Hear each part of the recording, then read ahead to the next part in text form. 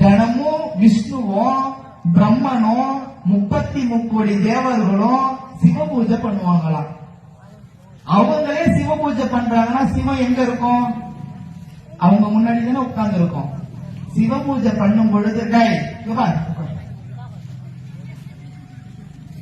கீழே ஒரு சிவபெருமான் நடந்து போற மாதிரி தெரியுதுதான் மேல இருக்கிறவங்களுக்கு.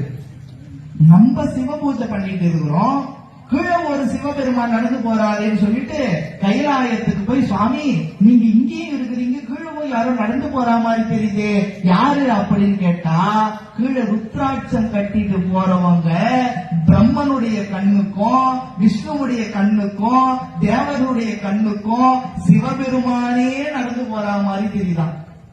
ஆய மாமணி ஆயிரம் புனைந்த அவர்களை மாலும் பிரம்மனும் இந்திரனும் இவனோ பரபிரம்மம் என்று பணிகுவர்.